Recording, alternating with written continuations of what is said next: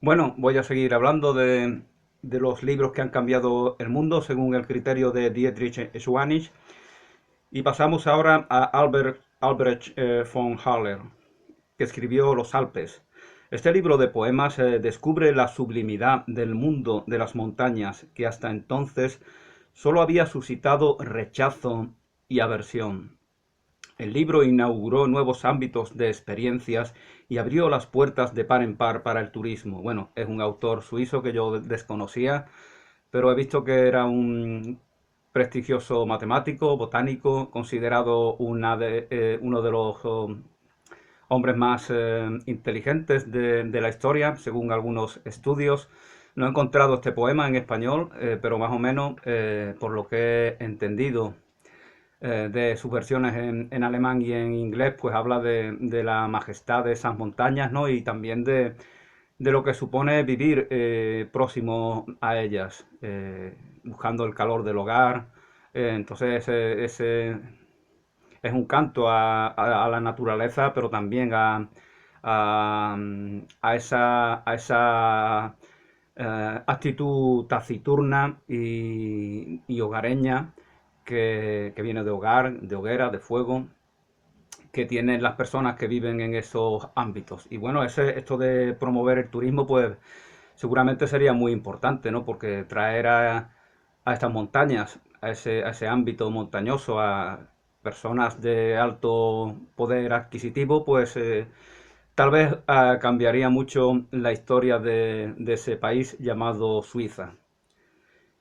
Eh, es un autor muy importante porque posiblemente pues tiene muchísima más difusión en los países de habla alemana. Es un autor de habla alemana de lo que tiene en otras lenguas, ¿no? Otro suizo es Carlos de Linneo, otro botánico también, el autor de Sistema Natural.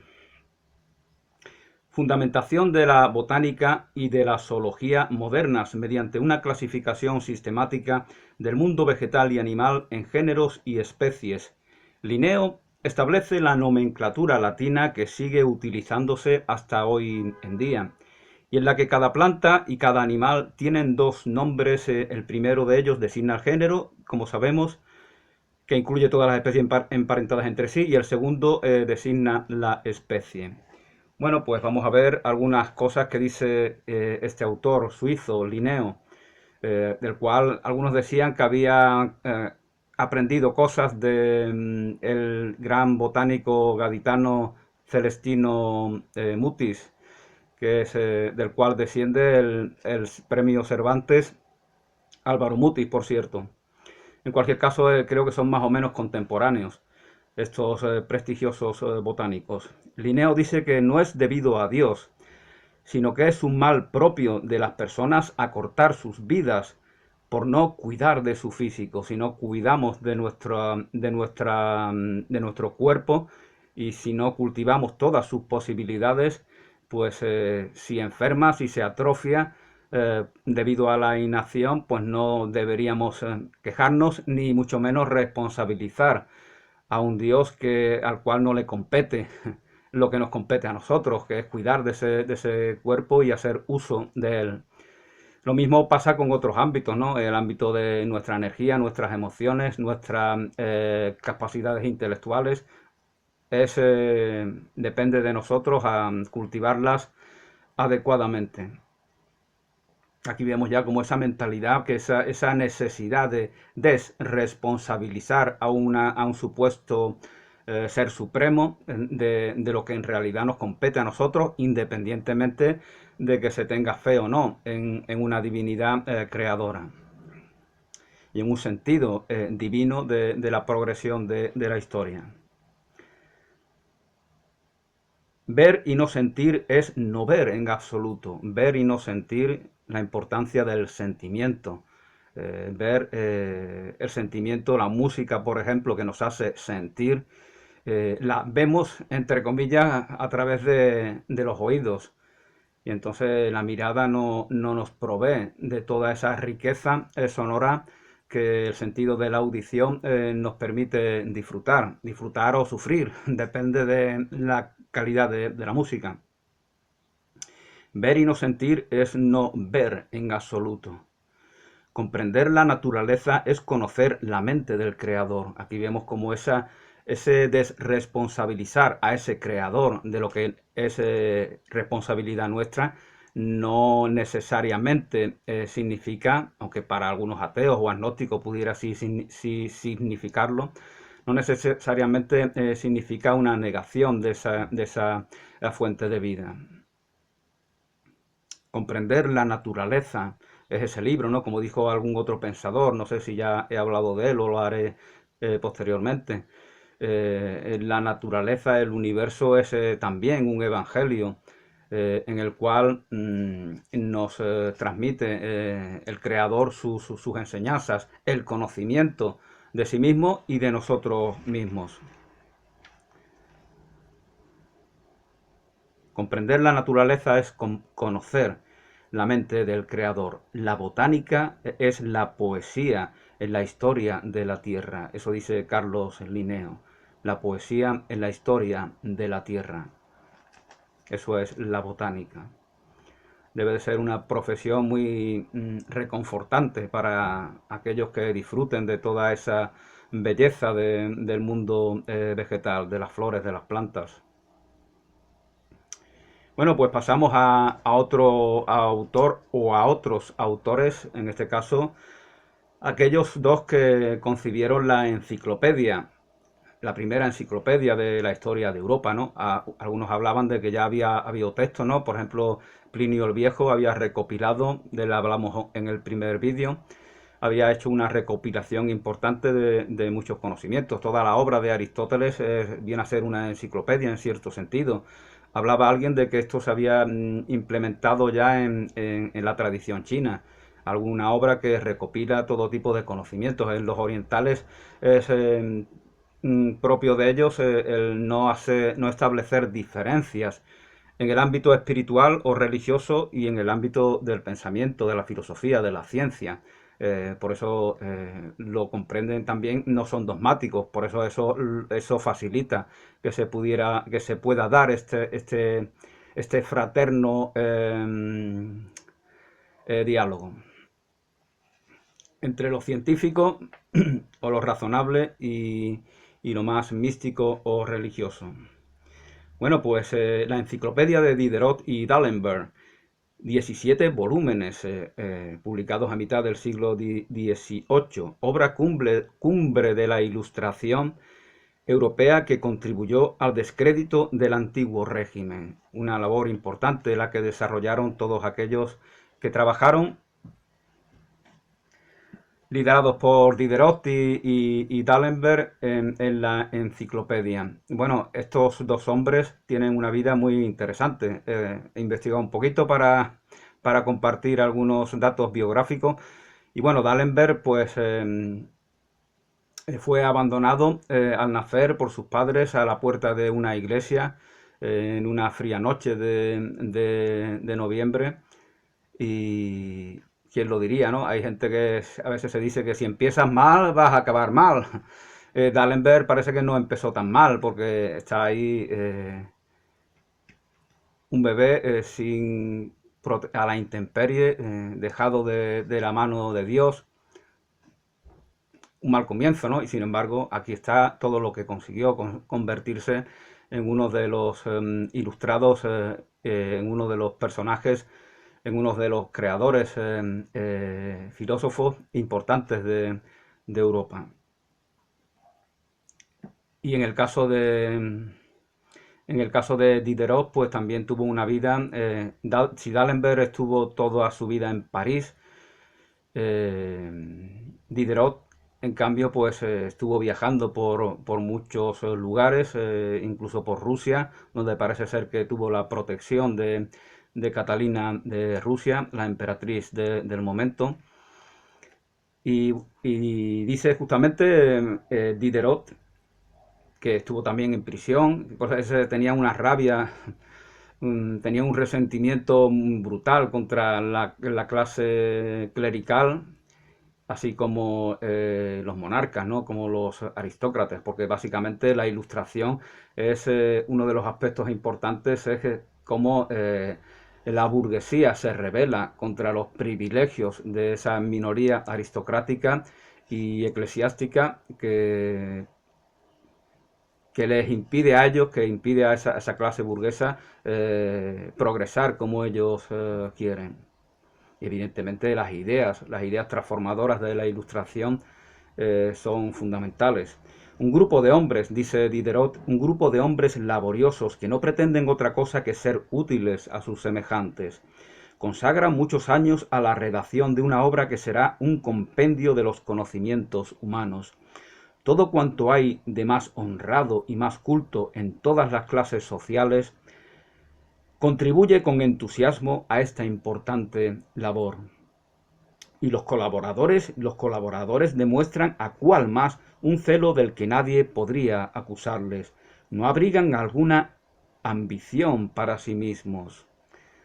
Muchos de ellos se ocultan tras el modesto velo del anonimato. El anonimato no es solamente para hacer la puñeta en las redes sociales, sino que algunos humildemente lo utilizan para dar su aporte. También es cierto que era peligroso en esa época, ya bien lo sabe Diderot, que acabó en la cárcel, eh, decir lo que se piensa, ¿no? No abrigan ninguna ambición para sí mismos, muchos de ellos ocultan tras el modesto velo del anonimato, se ocultan tras él y su desinterés llega hasta desdeñar la gloria que proviene de las obras propias, porque este anonimato también era implicaba el no, de hecho parece ser que lo hacían todos, no pedían derechos por su colaboración, una remuneración económica, supongo que se refiere a eso Diderot. Desdeñaban la gloria que proviene de las obras propias y la única recompensa y que es la única recompensa digna de la virtud. El edificio se levanta y Europa lo admira.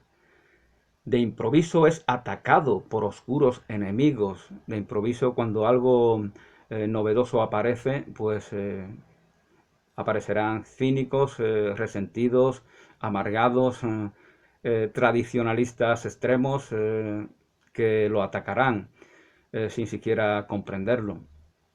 De improviso es atacado por oscuros enemigos que descargan sus golpes, tanto más peligrosos cuanto más despreciados se ven, con una fiereza exagerada. Se empieza a tachar nuestra moderación de debilidad, se empieza a tachar nuestra moderación de debilidad. También habrá extremistas, evidentemente, que quieren que todo cambie rápidamente y súbitamente. No comprenden de que todo necesita su proceso. Entonces, en lugar de sentirse agradecidos por aquellos que aportan esta novedad, la juzgan con extrema exigencia.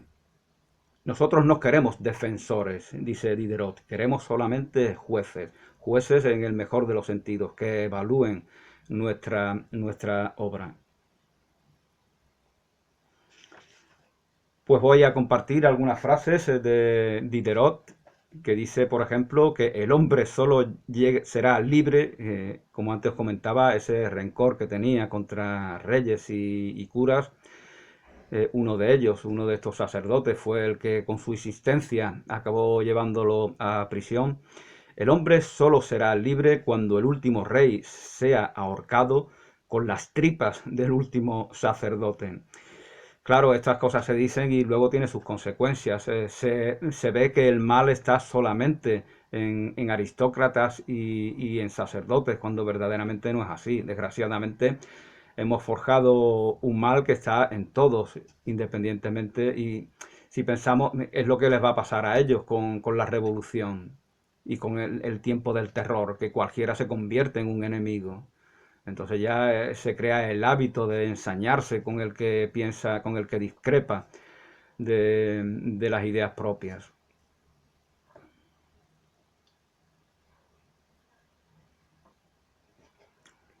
y tampoco todos los reyes y todos los sacerdotes de la historia eh,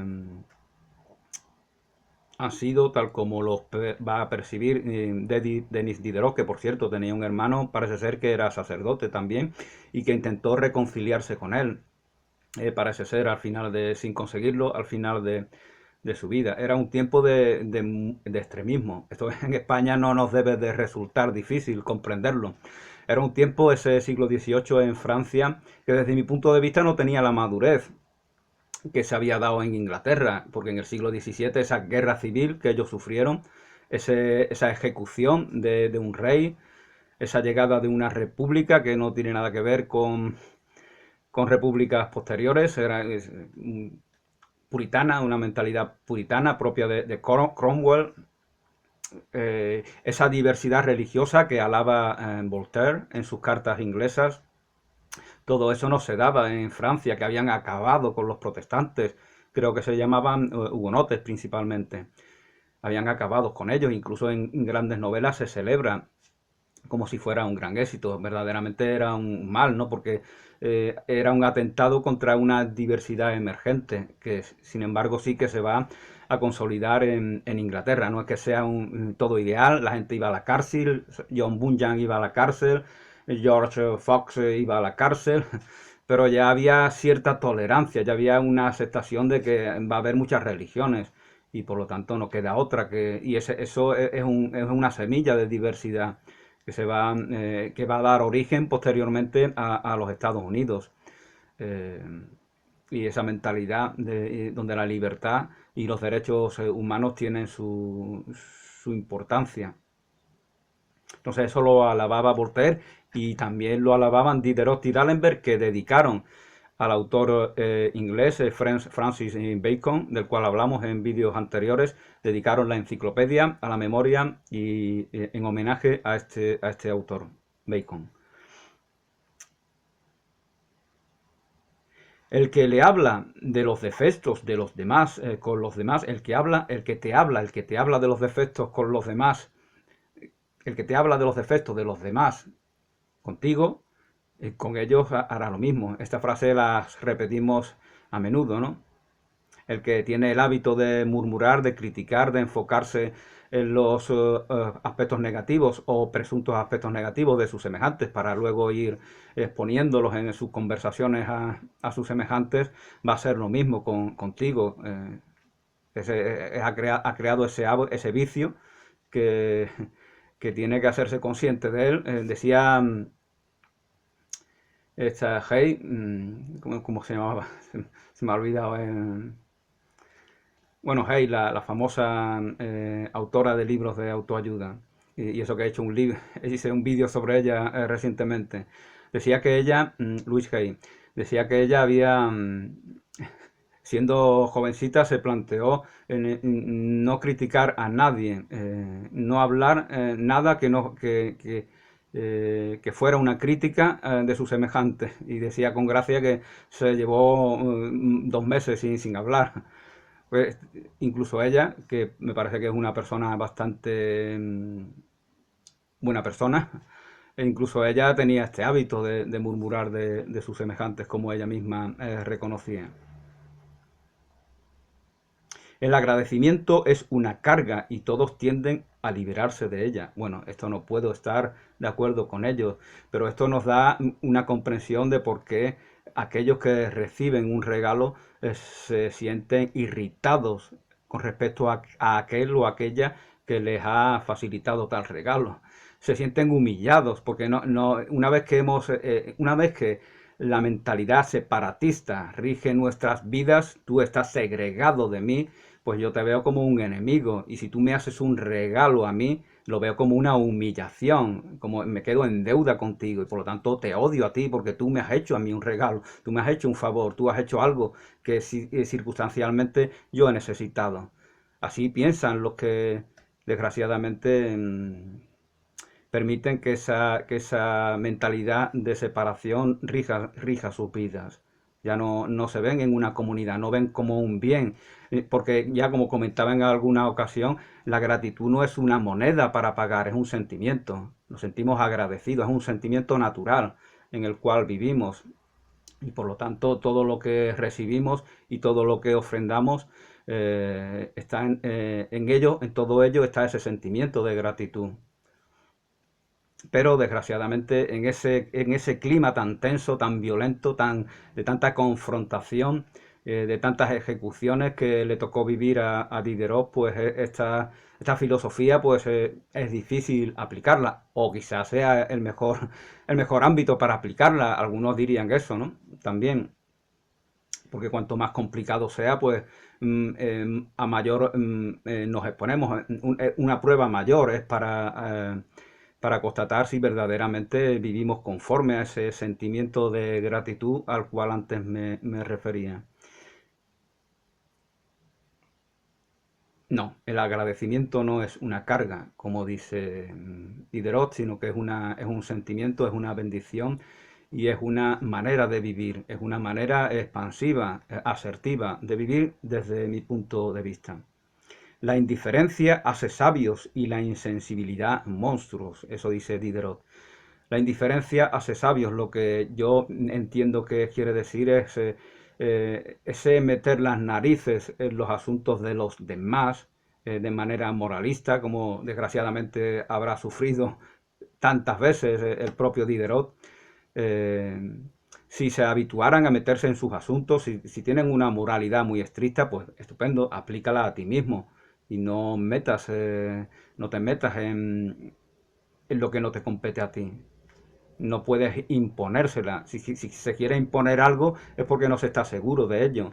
Entonces se quiere que el otro lo padezca en la misma medida y así corroboramos en ese al que se lo imponemos la poca convicción que verdaderamente tenemos.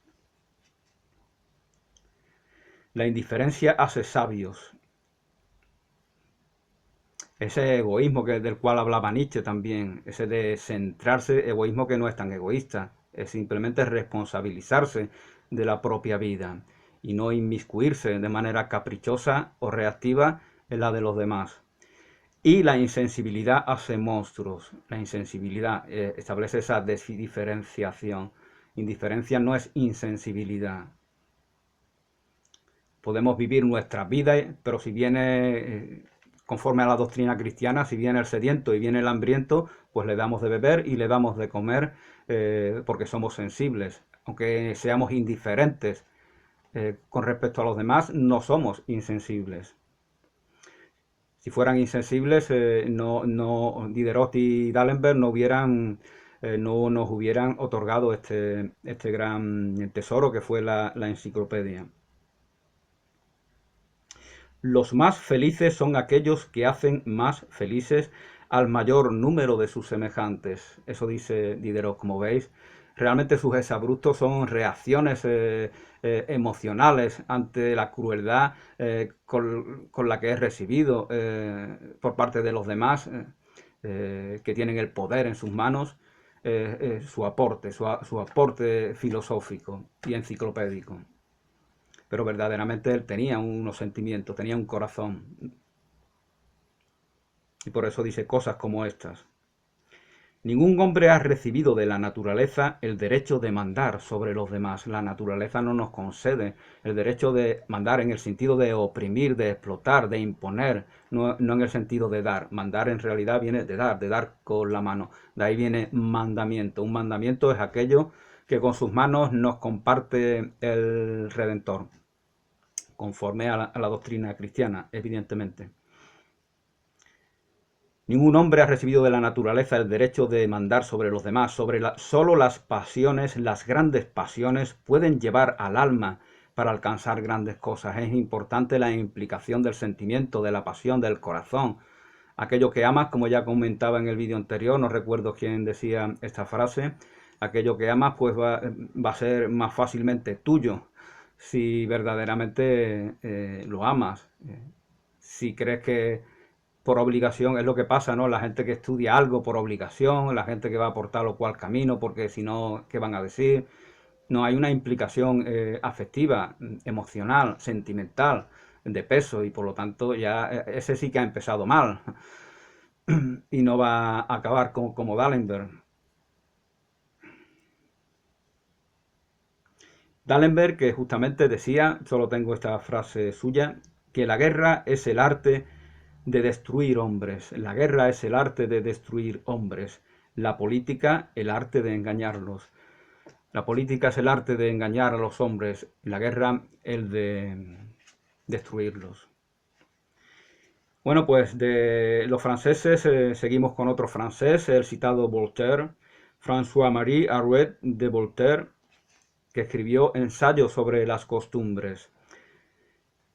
En esta obra, Voltaire inventa al mismo tiempo la historia de la cultura y la filosofía de la historia, después de San Agustín, y describe la historia universal como un proceso, como un progreso dirigido hacia la ilustración al que puede contribuir toda nación. La historia universal para Voltaire es un progreso que se dirige hasta la ilustración y al cual pueden contribuir todas las naciones.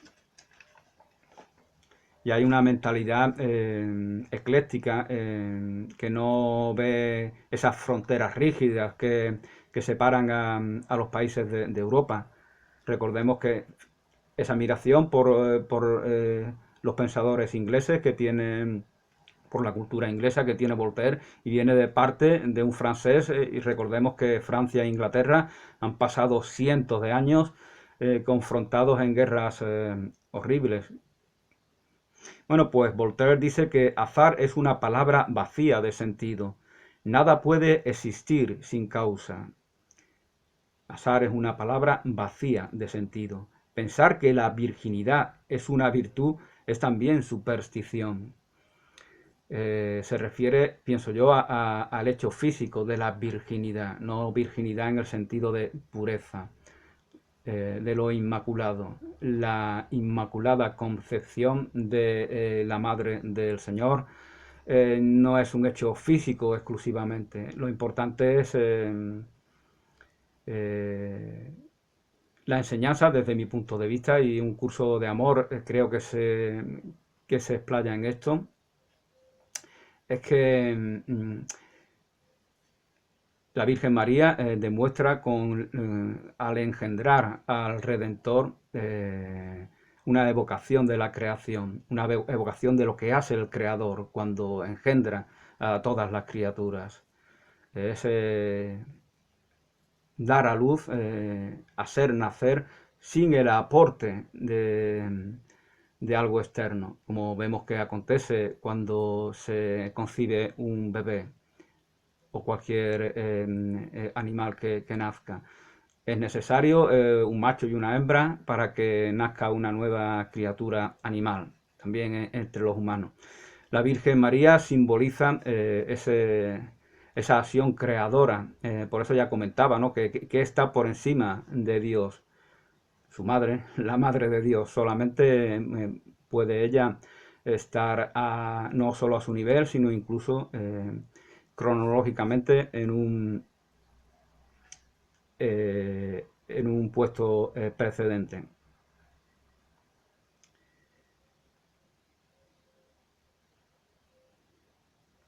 Las personas tan inteligentes, hay personas tan inteligentes que aprenden de las experiencias del prójimo. Esto es fundamental. Hay personas tan inteligentes que no solamente aprenden de por sí, sino a no implicarse emocionalmente en las experiencias que tienen sus semejantes, pueden evaluarlos y recibir las propias experiencias, las propias enseñanzas que están recibiendo ellos. Esto les enriquece en una medida impresionante, como podemos comprender. Y eso es inteligencia. Y la inteligencia emocional, de la cual todavía no se hablaba en esa época, evidentemente, creo que juega un rol importante aquí. Los que creen que el dinero lo hace todo, harían cualquier cosa por el dinero. Aquellos que sin ningún pudor, rubor ni reparo dicen que el dinero es lo único que vale, tanto tienes, tanto vale. Es una confesión. Están diciendo que para ellos lo único importante, se han degradado tanto que solo vale para ellos el dinero y por el dinero harían cualquier cosa. Es decir, ponen el dinero por encima de su propia dignidad, de su propia integridad. Dios mío, líbrame de mis amigos, de mis enemigos ya me encargo yo. Líbrame de mis amigos, decía un lord inglés en esa Cámara de Lores antigua de una época más o menos como la de Voltaire, que le comentaba a un compañero de partido que cuál es la estrategia para intentar refutar a nuestros enemigos, señalando a los de enfrente, ¿no? Los del otro partido. Entonces el Lord le decía, no, esos no son nuestros enemigos, esos son los señores de la oposición, nuestros enemigos están aquí con nosotros. Pues algo así dice Voltaire, Dios mío, líbrame de mis enemigos, de mis amigos, y que de mis enemigos ya me encargo yo. Es mejor un enemigo que vaya directo, que sea honesto, que sea sincero, que exprese de manera explícita cuál es su diferencia, en qué está confrontado con nosotros. Es mejor un enemigo así que un falso amigo, evidentemente.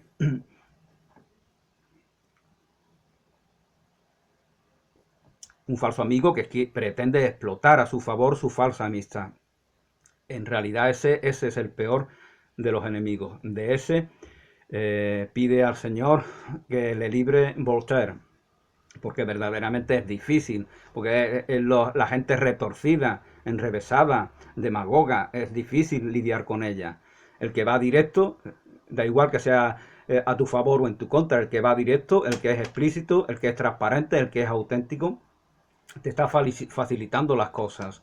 Aunque esté en contra tuya, ya sabes a qué atenerte. Dios ha hecho al hombre a su imagen y semejanza, pero el hombre también ha procedido así con él. Bueno, esto lo van a repetir muchas veces los agnósticos o ateos, ¿no? Pero verdaderamente ya Voltaire lo decía y yo creo que ya se ha dicho siempre, ¿no? Ya María Zambrano lo dice, ¿no? Al diferenciar lo divino de lo sagrado. Lo divino es forjado por los propios hombres, es la capacidad humana que tenemos de concebir el misterio, el enigma, lo sagrado. Bueno, pues pasamos a otro francés, Rousseau, que dice que escribió, como sabemos, el contrato social, ese contrato social del que había ya hablado un pensador que es muy distinto a él, que era Hobbes, Thomas Hobbes, también inglés. Rousseau, nacido en Ginebra, nos dice Dietrich Wannis que del contrato social es una apasionada defensa de un retorno a la naturaleza y a la igualdad natural entre los hombres, y una protesta contra las barreras artificiales que la sociedad levanta entre los seres humanos, a quienes les une una simpatía natural, esa bondad natural que es propia de los seres humanos, aunque esto es matizable, ¿no? Esto, dicho así, parece ingenuo, ¿no? Muchas personas de derecha, tradicionalistas, conservadores, suelen ver esto como, lo decía Donoso Cortés, el gran pensador extremeño, que era muy tradicionalista, veía un mal, una ilusión, eso de considerar a los seres humanos, esa bondad fundamental, pero esa bondad fundamental verdaderamente es real, es la propia vida. No hay más bien que la propia vida. En virtud de su retórica igualitarista, el libro se convirtió en la Biblia de los radicales durante la Revolución Francesa. Esa Revolución Francesa que también homenajeó al propio Francis Bacon. Bueno, pues Rousseau nos dice, por ejemplo, que el hombre es bueno por naturaleza, es la sociedad lo que la corrompe, es la sociedad lo que la corrompe. Por eso decía que hay que ver dónde está la letra pequeña. La sociedad parece ser que debe darse de una u otra manera. Y es la sociedad la que corrompe a cada ser humano. Así lo ve Rousseau. Un buen padre vale por 100 maestros. Ser padre es más complicado, más exigente. Es una responsabilidad mucho mayor que la de ser maestro. Ya vemos como en muchos barrios, a lo mejor marginales, a los niños y niñas se les obliga a ir a las escuelas, pero su marginalidad no cambia.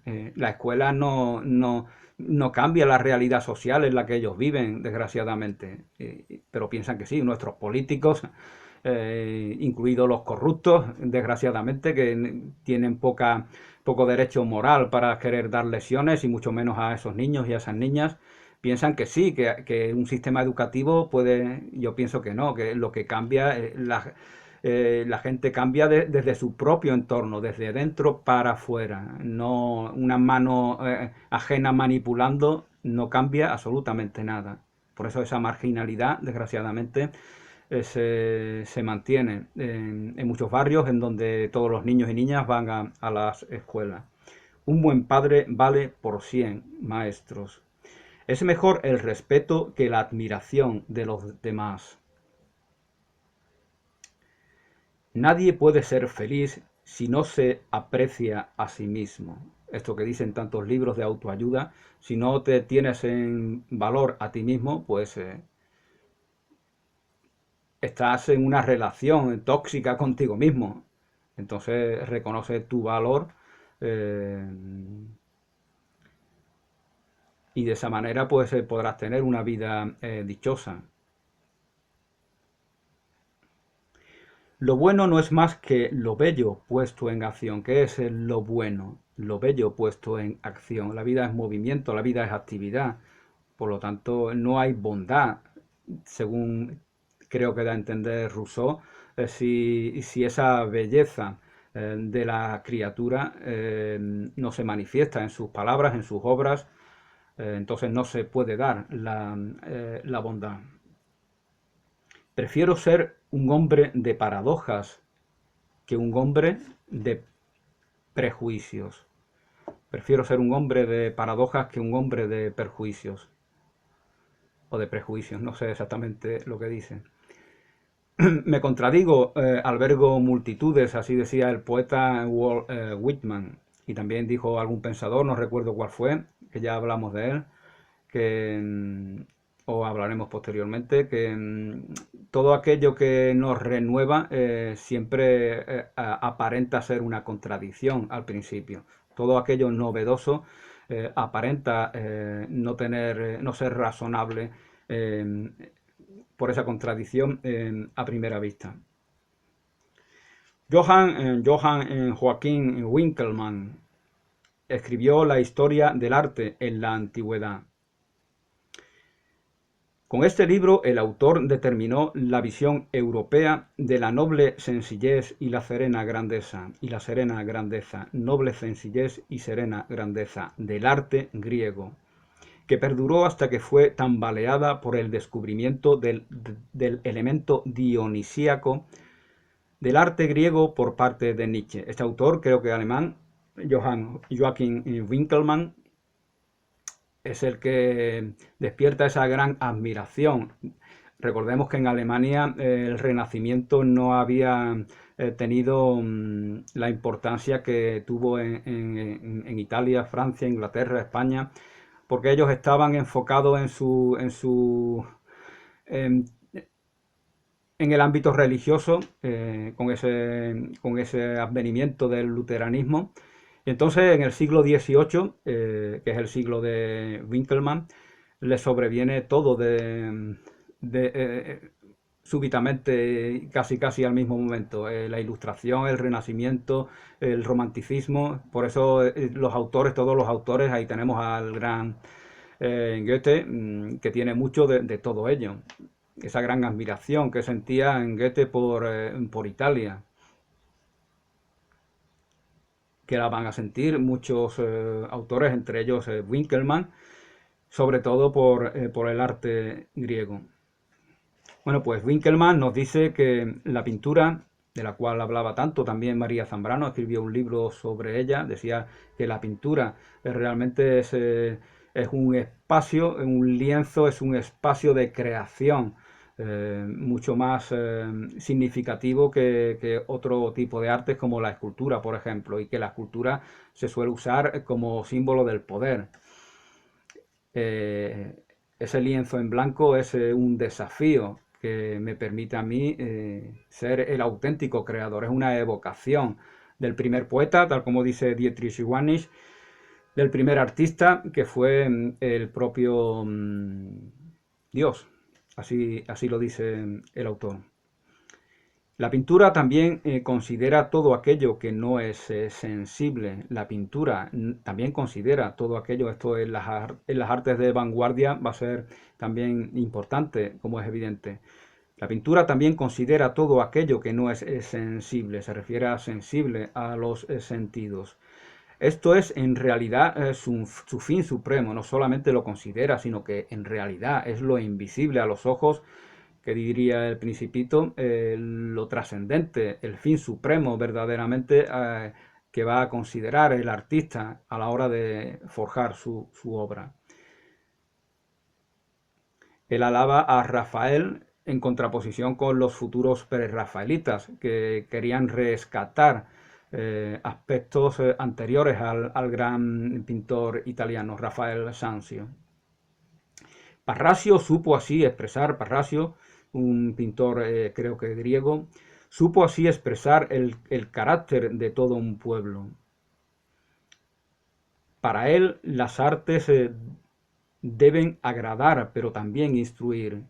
Para Winkelmann, las artes no están solamente para que gocemos, para que disfrutemos, para que veamos belleza, sino que están para que nos instruya también en el conocimiento de todo lo humano y de todo lo divino. Debe representar el arte tanto el pasado como el futuro. El arte debe representar también no solo el pasado, sino el futuro. Debe abrirse a la nueva realidad que está a expensas de sobrevenirnos. Así decía Hölderlin, que lo que permanece lo fundan los poetas se anteceden, y los poetas que son artistas tal como lo son estos pintores. Son poetas, poetas de la paleta y de la brocha fina, del pincel. Bueno, pues pasamos a Herder. A Herder seguramente es el que dio nombre a la editorial homónima, digo yo. Tratado sobre el origen del lenguaje, publicado en 1772, nos aproximamos ya al siglo XIX. Herder aplicó la idea de evolución al lenguaje e impulsó el desarrollo de la lingüística como comparación entre lenguas y culturas, con la esperanza de esclarecer el funcionamiento del entendimiento humano. Sus ideas impulsaron a los pueblos de Europa Central y de Europa del Este a la búsqueda de su identidad nacional. Condujo tanto al desarrollo de la filología como al chauvinismo lingüístico. Condujo tanto al desarrollo de la filología como a ese chauvinismo, palabra francesa, que es ese excesivo apego a la propia patria y el uso de tal apego como un arma de combate contra todos aquellos que no participen de dicha patria. Pues Herder nos dice que el tiempo y la casualidad son los mayores tiranos del mundo. El tiempo y la casualidad son los mayores tiranos del mundo. Ya nos comentaba Voltaire que la casualidad, el azar, no existe, es una palabra vacía de sentido. Desgraciadamente, cuando pensamos que sí, que el azar y la casualidad es cuando deificamos el azar, pues nos esclavizamos por ello. Es una manera también de desresponsabilizarnos a nosotros mismos de lo que nos compete. El azar, si existiera, como no está en nuestras manos, ¿para qué lo vamos a considerar? Si lo consideramos, pues podemos caer en magnificar su acción y en excusarnos inconscientemente de no actuar de no ejercer esa acción nosotros mismos, en esa supuesta acción de la casualidad. Sin inspiración, los mayores poderes de la mente permanecen inactivos. Si no hay inspiración, pero la inspiración hay que trabajarla, hay que predisponerse a ella. Sin inspiración, los mayores poderes de la mente permanecen inactivos. Hay que incentivar, lo dice el propio Herder, nuestras capacidades interiores para que se manifieste. Hay que incentivarlas, hay que trabajarlas. Cultiva tu jardín, que también decía Voltaire. Bueno, pasamos a Adam Smith. Adam Smith, La riqueza de las naciones. La primera obra sobre economía política clásica y la más significativa. Smith considera que la competencia, en tanto que fuente de la división del trabajo, es el motor del aumento de la productividad y del progreso económico.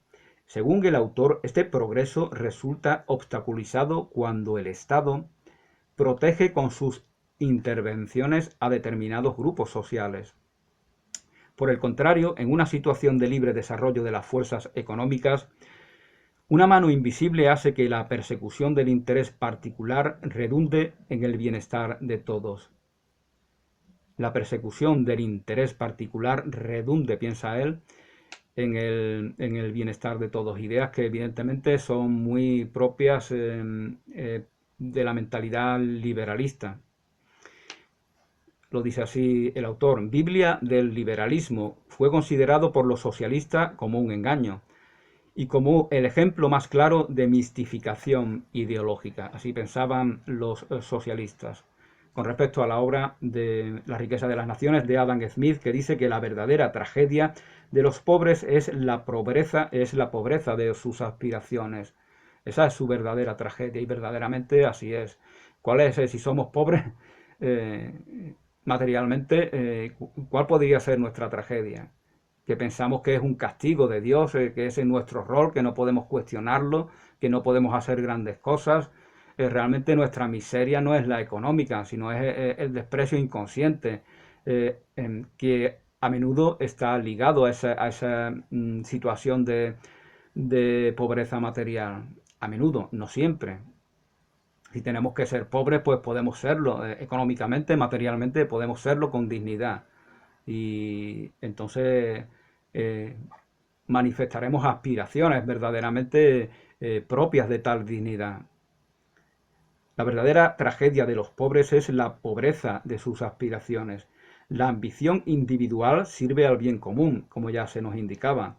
El hombre es el único animal que hace negocios. El hombre es el único animal que se puede sentir segregado, separado, confrontado con sus propios semejantes y para hacer negocios con ellos o para destruirlos, para hacerle la guerra. Desgraciadamente, desde mi punto de vista, viene a ser la raíz de lo uno y del otro es la misma, la que nos hace negociar, mercadear y la que nos hace confrontarnos, guerrear, matarnos los unos a los otros, desde mi punto de vista es exactamente la misma causa. Pasamos a Kant, Immanuel Kant, crítica de la razón pura. Kant explica el conocimiento como el producto de la cooperación entre el mundo externo, objeto de la experiencia, y la facultad de síntesis del entendimiento a priori, independiente de la experiencia, de tal modo que el mundo empírico sensible posibilita el ejercicio de la función sintética del entendimiento, pero es este el que prescribe a la experiencia su modo de manifestación. Con el denominado giro copernicano, Kant inauguró una nueva época en la historia de la filosofía y desde entonces en ella se habla de una etapa precrítica y de una etapa postcrítica, refiriéndose a ese libro Crítica de la razón pura, uno de los 70 libros más relevantes a la hora de cambiar el devenir de la historia, según Johannes. Bueno, pues Kant dice que el sabio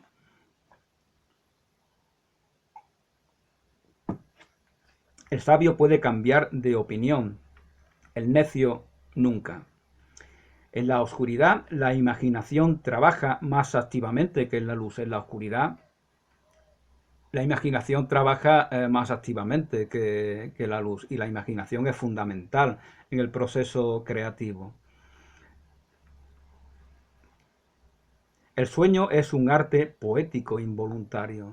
El sueño es un arte poético. El sueño creador, libro de María Zambrano, en el cual pues se hablaba de ambos conceptos, de lo onírico y de lo creativo. El sueño es un arte poético involuntario. Vemos las cosas no como son, sino como somos nosotros. Dios ha dado al hombre 3 dones para lidiar con las vicisitudes del camino: la sonrisa, el sueño y la esperanza. Son los 3 dones que nos ha facilitado el Creador, según Kant, para lidiar con todas las dificultades que pudieran presentársenos. La sonrisa, el sentido del humor, el estado de ánimo. El sueño, la capacidad de ver más de lo que la realidad, a lo que a la realidad aparentemente se limita. Y la esperanza, sobre la cual hablaba tanto Byung-Chul Han en su último libro, sobre el cual hice un par de vídeos. Solo el hombre es un fin en sí mismo. Nunca puede ser utilizado como un medio. Nunca puede ser. Esto, desgraciadamente, muchos dictadores, muchos absolutistas, muchos generales lo van a entender de otra manera y van a hacer uso sin ningún tipo de reparo, y algunos todavía guardan buena reputación.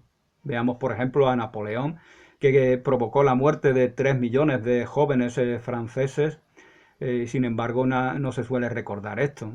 Esos 3 millones de jóvenes franceses que tenían una vida, una ilusión, una familia, unos proyectos, perdieron su vida luchando por Francia, esa Francia que los olvida para siempre, mientras que deifica al corso Bonaparte.